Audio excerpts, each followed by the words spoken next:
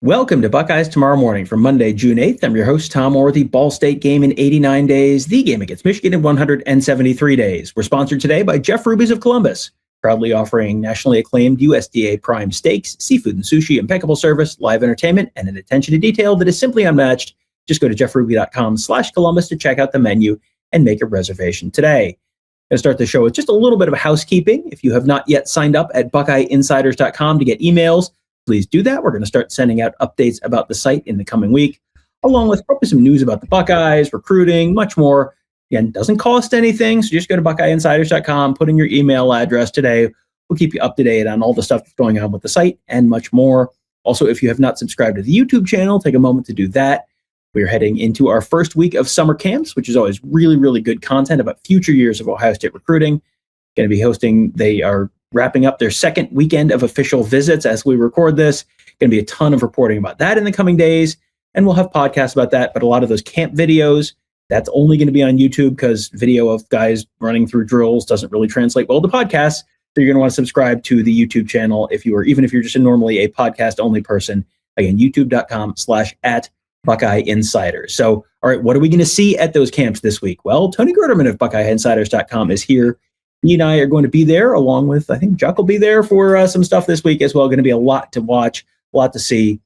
And Tony, these camps, if people haven't been to these before, I always tell people this is sort of the first chance for a lot of people to see the stars of the future, potentially years before they're actually on the field in college. Yeah, and if you don't know who is going to be there and what they look like, you won't know who you're watching. And so that's another part of the mystery. You better go in prepared in terms of looking for somebody that you want to watch. But yeah, it's 100, 200, kids of 9th to 11th grade or so. And they're all split up in their own positions, and they're running drills and individual drills. And then they'll be running one-on-ones. And it's interesting because I think anybody that has done this for any period of time can go back and, like, any superstar Ohio State player, the chances are you saw them at camp first. And, like, that's your first memory of them. And stars at other colleges as well, because these aren't just guys that end up signing with Ohio State. There are guys that will sign all over the place. Dia Bell, who is the Texas true freshman quarterback this year, we saw him a couple years ago throwing. And so, Ryan Montgomery, who is now at Georgia as a redshirt freshman, saw him for 3 years throwing at these camps. And so it's interesting in Brady Edmonds, the quarterback commit, to watch over the course of a couple of years, watch the players grow as well.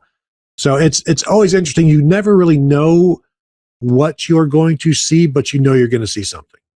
Yeah, and generally, if you don't know who someone is, the guys who are Ohio State caliber prospects are really easy to pick out. There are a lot of normal sized people, or people who, that guy, everyone's kind of running the same basic speed, and then like, this guy is way bigger and also way faster. And it is, you can generally from across the field pick out a lot of those guys who end up being top prospects. I go back a couple of years. I remember seeing Caleb Downs at one of these camps, and he didn't end up signing with Ohio State, but ended up playing for Ohio State, being a really big difference maker. Tavian St. Clair, you mentioned someone sort of growing over the course of a few years. We saw him go from a little skinny dude to, who is that guy who looks like Tavian St. Clair but 6 inches taller and about 30 pounds heavier, and all of a sudden is winging the ball all over the place. You see real growth from these guys.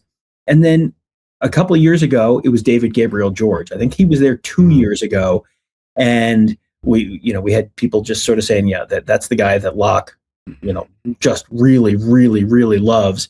And now here we are in about a month and a half or so away from David Gabriel George announcing his decision. So, these are guys we've been following for quite a while. And then, the path to follow these guys starts this week. There are not a lot of 2027s who are going to be working out this week. It's mainly 2028s, 2029s, even 2030s. So, like, for example, Ty Snell has tweeted out, he's one of the top quarterback prospects in the 2029 class. He's set to camp on June 18th. So he's already posted that he's going to be there. We're going to be there Tuesday and Thursday this week. Wednesdays, they have 7-on-7 camps. So those are kind of 7-on-7 competitions. So you get a chance to see guys in different settings. But Tony, kind of run people through what a day at one of these camps looks like, because it's not just they're playing a game and you just get to scout them. Yeah, no. One of the fun things about the 7-on-7 days is that these are all different high school teams that have 7-on-7s, and then also the unofficial visitors, basically, they've come in and they visit, will sometimes create a house team where they're just put together. And so sometimes those are the more interesting teams to watch, because those are the guys, the recruits that are there to visit Ohio State. They get put on a team. But when we get there Tuesday, the first thing that I will be doing is, generally you get there, 45 minutes to an hour before it starts, before the registration starts, because while in the past, Brian Hartline would be putting the receivers, the top receivers that were visiting, they'd be out on the field already working. And so you'd like to see him get his one-on-one work. And then once that's done, everybody gets called inside for the pre-camp speech and the instructions, and then they all split off. And so then you decide, who do I want to go watch? Everybody likes to watch the quarterbacks. Everybody likes to watch the defensive linemen and the receivers. So it just depends on what you want to go do that day. And then you're just you're watching that, and then you're like, well, okay, I've watched the quarterbacks run through all of these drills, and they'll go from drill to drill to drill. Quarterback will, they'll have 4 groups of 10 quarterbacks, say, and they'll do this drill, and then they'll do that drill, and then they'll do that drill. So you'll watch that for a little bit. Then you're like, let's go watch Locke yell at some high school kids, and you go do that for a little bit. And then you see, let's go watch Larry Johnson not yell at some high school kids, and you go do that. And it's what, 3 or 4 hours. And then that all gets done. And so then once that's done, and then we grab some players to talk to and say, hey, some of the top recruits, talk to them, get some thoughts on Ohio State, on what's next for them, when they'll be back. And there's a lot of stuff going on, and you're trying to grab players, and there's 10 reporters trying to grab the same player, because you don't know that they're going to stick around for one-on-ones with 8 different people. So it's a little bit of a madhouse, which is, kind of the Ohio State beat in a way. Yeah. And, this is the time of year where it's like, oh, it's nice to be back in the Woody for something. And we haven't been back in there since the end of spring ball. So we're back in there now, and sort of a little bit of a touching base, and have some unofficial conversations as well, sort of in that interim between now and then the start of fall camp. The other thing that's kind of interesting, at the end of each day, they will do some one-on-ones where wide receivers will go up against defensive backs, and offensive linemen will go up against defensive linemen. And you get a chance to see these guys, and they will sort of set it up where, hey, some of the top guys are going up against some of the top guys. So what does it look like when, I don't know, Brandon Innes is, I don't remember who Brandon Innes was there on the same camp day, but Brandon Innes going up against some future, Jermaine Matthews might have been there the same day that Brandon Innes was, or something like that, years and years ago. You can also, one of my favorite things is the guys who come without offers, who really put on a show, and you can see, hey, Ryan Day is coming over to watch this particular guy, and does that end up with an offer at the end of the day? That's always kind of cool, because that is, you can watch someone really have their dreams come true, just right out in front of you on the practice field. Yeah, and you'll see them get that offer, and it's like the biggest thing in the world. And then 2 years later, they're committing to USC, like Albert Hill. Who was an Ohio kid. We were there when he got his offer. I think maybe before his sophomore year, and you're seeing all of these different guys, and the number of quarterbacks that are now littered across the country that we've seen at Ohio State camps, like talented guys, 4-star, 5-star guys. And that includes some of the 2028s that we saw last year and the year before. That's one of the more interesting things, is to see just the sheer amount of quarterback talent that comes through. And you can say the same thing about wide receiver talent when Hartline was doing it, and we'll see what that looks like moving forward.